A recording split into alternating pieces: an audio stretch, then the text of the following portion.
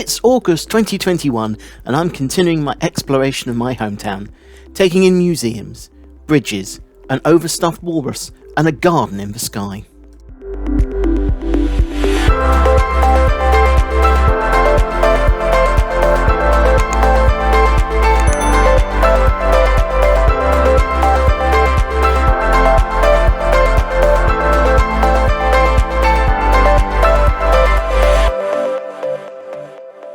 London is home to over 170 museums that cover almost every subject you can think of, from small specialist museums that cover only a couple of rooms to behemoths such as the Natural History, Victoria and Albert, and the granddaddy of them all, the British Museum.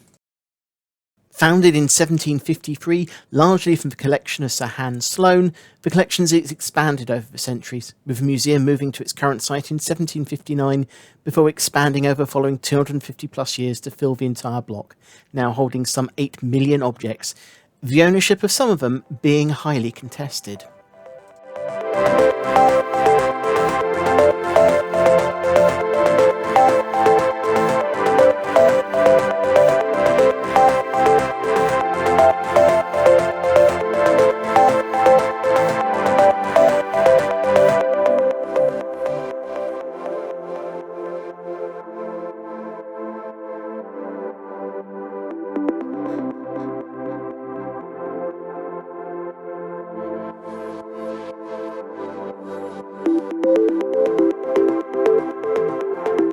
The collection covers the known world, from prehistoric cultures and civilizations through to the modern day.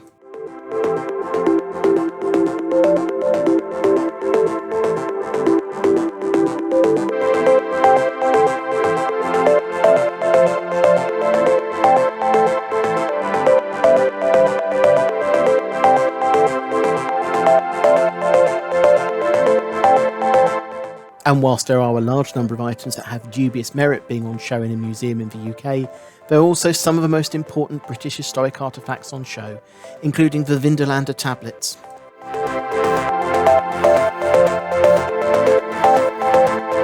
Some of the Lewis chessmen, and the treasures from Sutton Hoo.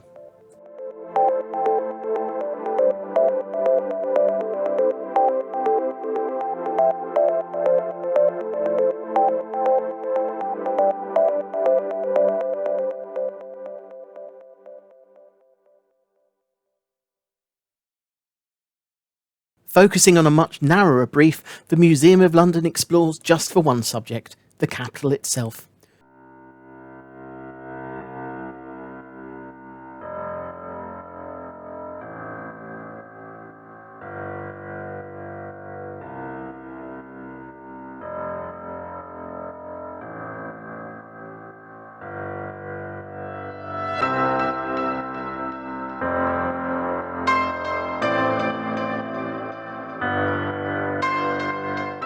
From its current 1970s home in the Barbican, it tells the story of the city, from before human habitation through the coming of the Romans, ending with those weeks in 2012 where London was in the world's gaze for the Olympics and Paralympics.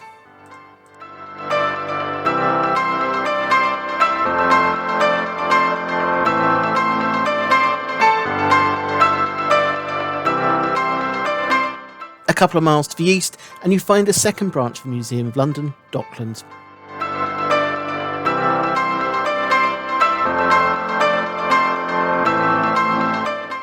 Housed in one of the former dock warehouses in West India Quay, the museum traces the history of the docks and trade in London.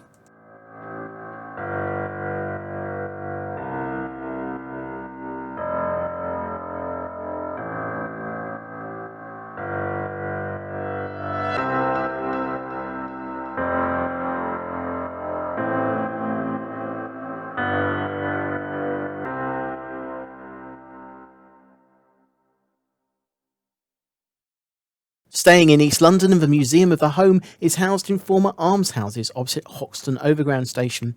The museum charts the history of changing homes in a series of room settings from the 16th century to the modern day.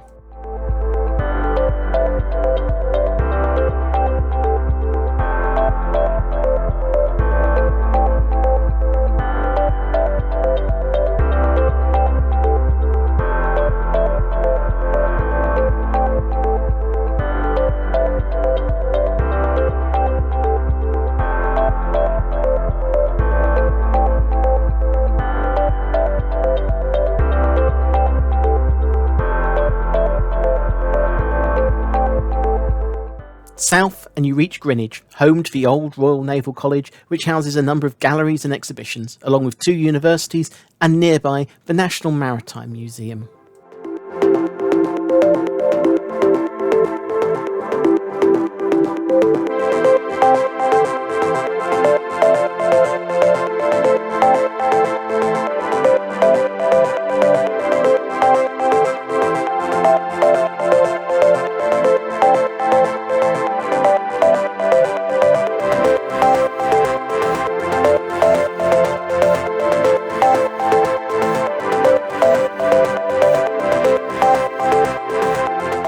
The Queen's house was designed by Inigo Jones for Anne of Denmark, wife of King James I. Inside, the perfect cube of a salon shows the early genius of Inigo.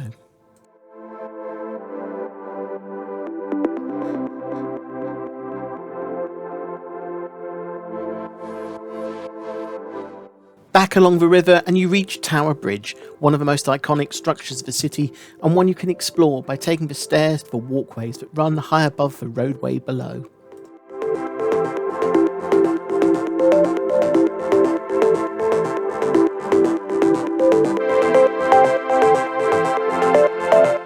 Including the option to walk over the glass floor and get a good view of the bridge users below.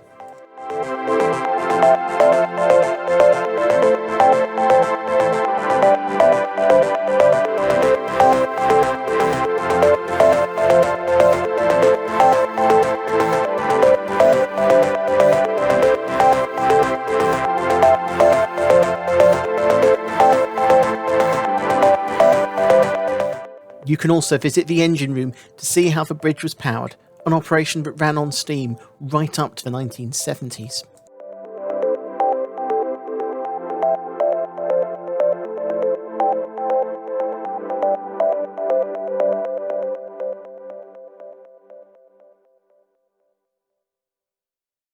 Heading into South London, you reach Forest Hill and the Horniman Museum, founded, much like the British Museum, from one man's collection of all the things that interested him. Frederick John Horniman was a tea merchant and used the proceeds of the business to fund his travels and collection, which he soon opened to the public. One of the most famous exhibits is the walrus, one of the symbols of the museum, in part due to the fact the taxidermist who stuffed it didn't know that walruses have great flaps of skin. Consequently, it is a little overstuffed.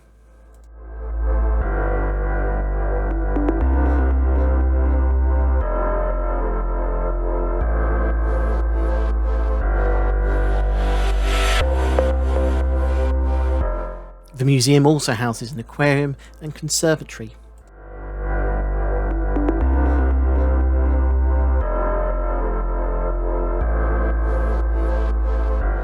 Back to the City of London and the Guildhall, built in 1440 and still the administrative centre of the Corporation of London. Parts of the complex include the modern Guildhall Art Gallery that displays items from the Corporation's collection.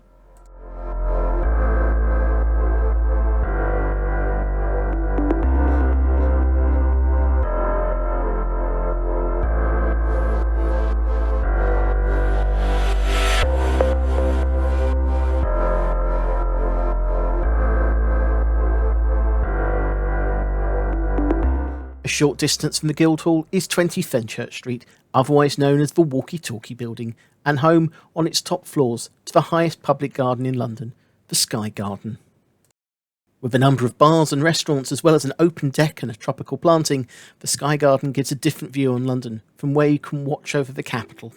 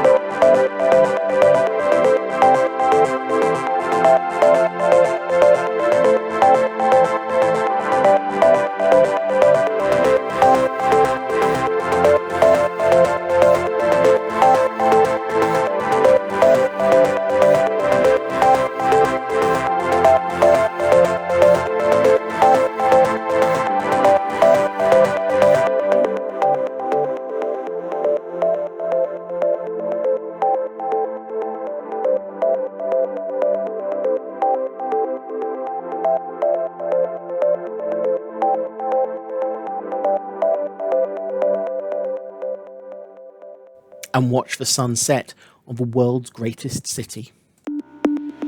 Next time, I speed down the Thames on a U-boat and glide above it on the Dangleway. Ride a train that was designed to ferry parcels and take in the views from an Olympic legacy.